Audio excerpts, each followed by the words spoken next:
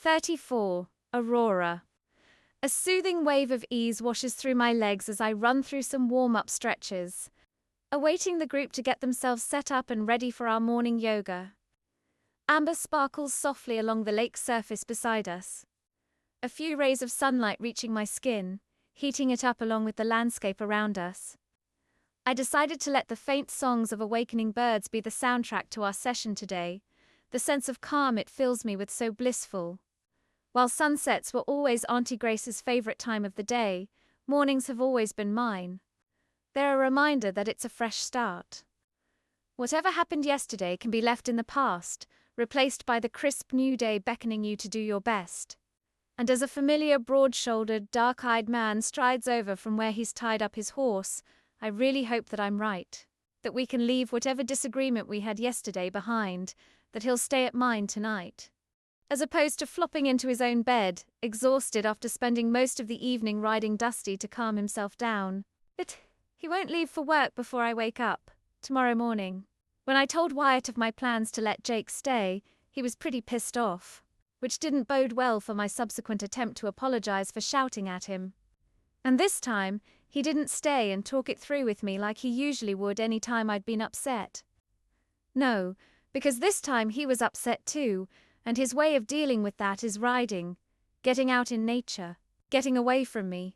For the first time in a long while since I came to Willow Ridge, I felt empty, deflated. It made me see far too clearly that it's not just the beautiful scenery that makes Sunset Ranch liberating. It's him. I finish my stretch and stand as he approaches, but he stops just short of the edge of the group, muscles tensing as if he wants to come closer, 'cause I sure wish he would. But no doubt he's following our rule of making our relationship seem professional in front of the guests, which feels even more pertinent with Jake around. Considering that he's found a way to worm his way into the retreat, I want to keep one thing out of his reach. And if that means keeping my hands and eyes off Wyatt as much as I can during this trial run, then I'll find a way to survive. Our eyes meet as I offer him a hopeful smile, and his responding one, full of the warmth and tenderness I needed from him, tugs at my heart. But it's quick and disappears when he clears his throat. "Colt isn't here, is he?" Wyatt asks, glancing around the group gathered on their yoga mats. "Nope," I shrug, furrowing my brow. "Haven't seen him, sorry." Wyatt scratches his head. "He's late for work. Thought he might be missing his morning yoga sessions and ran off to find you." Scanning the mats once more, Wyatt then cocks his head when he spies the remaining empty mat waiting for Elio, a health and wellness influencer, who is yet to arrive. I'd assumed the jet lag might catch up with some of the guests, so guessed he might be running a little late because of that. But then I catch a glimpse of movement over Wyatt's shoulder, where two distant silhouettes saunter down the track towards us. When they come into view, I can't stop the smirk that spreads across my cheeks. Elio and Colt, looking a little exhausted, likely not from jet lag, eventually find their way to Wyatt's side, a faint blush reaching their cheeks as everyone turns to them. It appears Colt's still wearing the same clothes I saw him in yesterday too. Colt shoves his hands in his pockets and throws a wobbly grin at Wyatt, who's now scowling at him, arms crossed. "Morning, Hensley. Something more important than work today," Wyatt chides. The whole group, even Elio, who's in the thick of the exchange, is struggling to bite down on their grins as they watch. Colt's jaw drops as he flicks his stare between Wyatt and Elio, cheeks reddening, the usually cocky rancher struggling to find words. So Elio saves him, patting Wyatt on the shoulder. "Sorry, man. I'm afraid that's my fault. Phil makes sure he's up earlier next time." Then he winks and nudges Colt with his elbow, before making his way over to the yoga mat that's waiting for him. Next time, Colt mouths to Wyatt with a wiggle of his eyebrows and a too proud smile, considering that his boss is still throwing the kind of dark, cold stare at him that would make anyone's knees quake. Wyatt just shakes his head and gives Colt a light shove to start walking away, towards the ranch that needs them. Without so much as looking back at me ... "Hey there, Hensley." I shuffle up next to Wyatt, leaning on the fence beside him, as close as I can get without drawing attention. His dark features have been pinched throughout the whole lesson, arms tightly crossed, watching Flynn have a go at teaching the group how to ride. After the last trial, he'd been pretty enthusiastic about getting involved, and Wyatt was more than happy to offer up the chance. Especially since he's refused to talk to Jake this whole time, so I'm not sure how he would have made it through instructing him. His daggered stare follows Jake as he trots around the corral. Hey is all I get back, blunt and quick, not even a glance.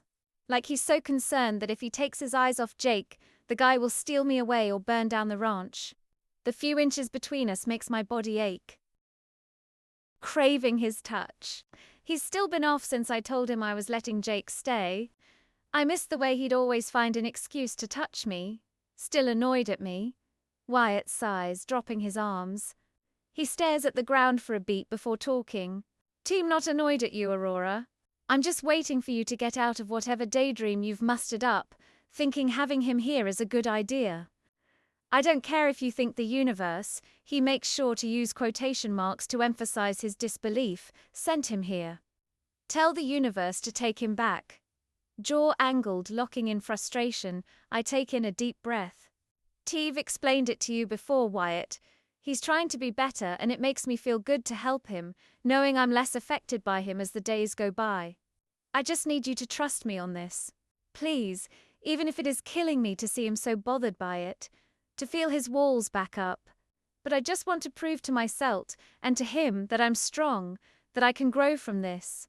Imagine how invincible I'll feel when I've made it through the week and sent Jake off, knowing that if I can survive him being here in my new safe haven, then I can do anything. That has to be why the universe sent him here. Wyatt's nostrils flare as he finally looks at me, eyes widening. And I need you to trust me that he's bad news.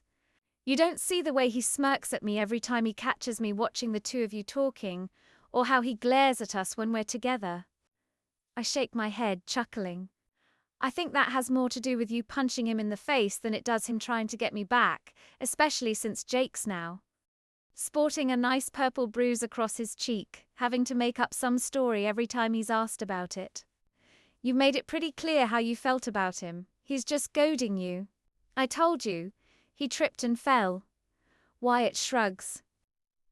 He snaps his stare back to the group ahead. Besides, I add on, he's been going above and beyond with showing the retreat off on his social media. The amount of traffic he's brought to both my account and the one we've set up for Sunset Ranch is amazing. At least we'll make money off him being here when we open this place up properly. Whatever Wyatt huffs like a petulant child. For some reason, despite his moodiness annoying me, it also makes me smile. I bite down on the inside of my lips, trying to pretend otherwise. But the truth is, I'm head over heels for him, and I don't think there's anything he could do now to make me run away.